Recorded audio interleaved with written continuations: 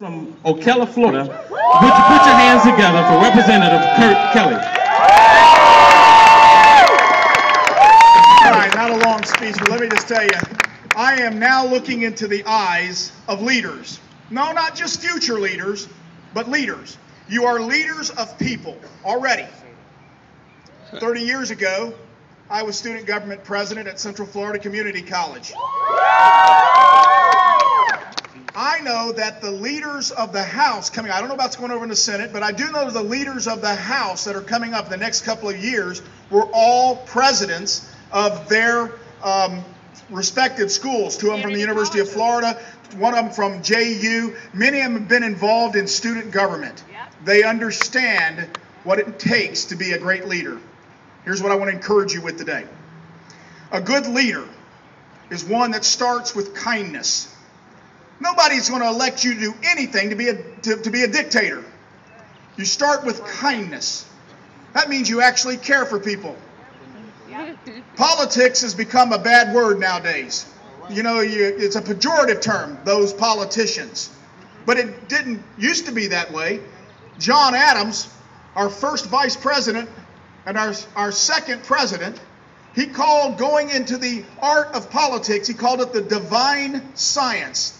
He thought it was one of the highest callings that was given in society. And yet we've turned it into such a negative. Why? Because I believe we've sometimes forgotten that our job is to be kind, not nice. Sometimes okay, you be nice, but it's kind. That means you have a real compassion, that you have a real understanding. Now you're going to walk the halls and have been walking the halls, and you're talking to folks. You'll know the difference between somebody's nice, they're trying to make you feel good about you and just getting you to like them, and kind when they sit down and hear your issues and listen to you. Become good listeners. Kind. Second one is to be courageous. These are tough times. We do not need individuals that are going to come up there and just bow to whoever comes in and yells the loudest at them. It's not about that. It's about having a vision and an idea and a belief system and have the courage to be able to stand for those issues. You're learning this right now at this young age.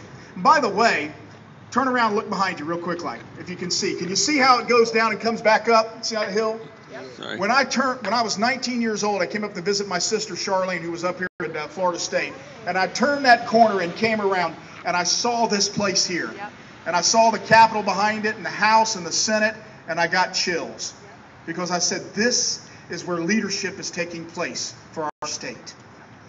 By the way, I do that sometimes now, and I turn the corner and still get those chills. Because this is still where leadership is taking place. And it will be the same when you are here. I'm telling you, I'm looking into the eyes now of leaders, but I'm looking into the eyes of future leaders of this place in a couple of years. It may be sooner than later. I hope so. You have to be courageous.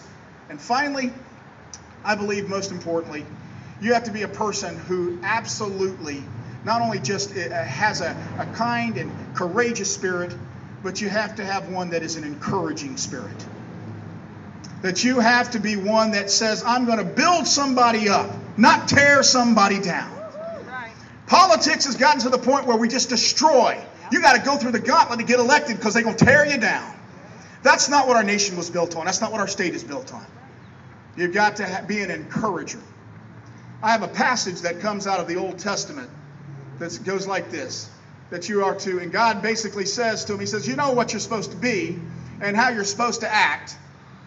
You're supposed to do justly, love mercy, and walk humbly before your God.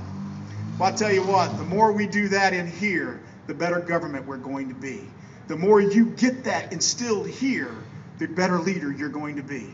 I'm glad you're here. I'm honored you're here. Thank you. God bless you.